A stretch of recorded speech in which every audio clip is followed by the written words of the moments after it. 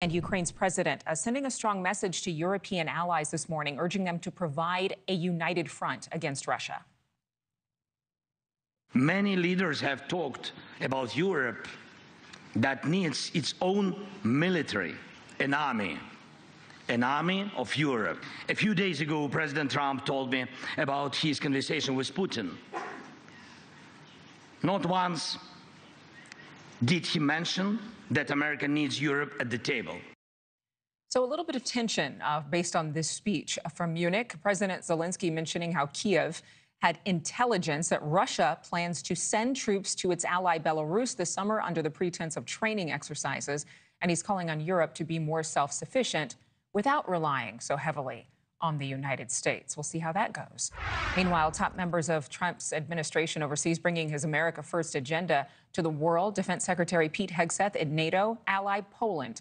Secretary of State Marco Rubio now in Israel since meeting with key European allies during that Munich security conference alongside Vice President Vance. Just as the Biden administration seemed desperate to silence people for speaking their minds, so the Trump administration will do precisely the opposite. In Washington, there is a new sheriff in town. News Nation correspondent Mills Hayes here with the very latest. Mills, we listened to J.D. Vance's comments on Friday. Very bold speech there in Munich.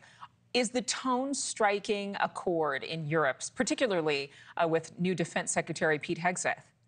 Well, Adrian, Defense Secretary Pete Hegseth and other top Trump administration officials are in Poland, wrapping up their week-long trip to Europe. Meetings also included stops in Belgium and Germany, but it's in Poland where Hegseth's tone and demeanor stood out the most. It was in stark contrast to his other visits. The Secretary of Defense was complimentary and called the country a model ally, saying, quote, "It is quite intentional. The first European bilateral meeting is right here in Poland." He nicely pushed the main message the administration has wanted to convey to international allies, a message to Europe of needing increased defense spending by NATO member countries. He verbatim said, "Now is the time to invest because you can't make an assumption that America's presence will last forever." But as mentioned, a far cry from harsher words spoken at NATO headquarters in Brussels earlier this week.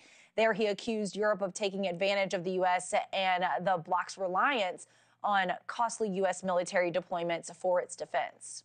And Hegseth went on to say, make no mistake, President Trump will not allow anyone to turn Uncle Sam into Uncle Sucker. Secretary of State Marco Rubio is now in Israel meeting with European leaders in Munich. Earlier in the day, as we were talking, Vice President Vance was also there in Munich yesterday. And the focus of Rubio and Vance's message to the leaders that they met, well, that was a message of diplomatic unity. The Trump Secretary of State on a diplomatic blitz with a stacked agenda. First, on the sidelines of the Munich Security Conference, he sat in on the high-stakes meeting between VP Vance and Ukraine's President Zelensky. That meeting on efforts to end the war in Ukraine. And at the conference, Rubio met with South Korea's foreign minister. The big conversation there, an agreement to work towards denuclearizing North Korea amid concerns about the growing military relationship between Russia and North Korea. Rubio is now in Israel to try doing some damage control after President Trump's comments about the U.S. taking over Gaza received a lot of blowback from Arab nations, not to mention comments that greenlight a possible restart to the Israel-Hamas war.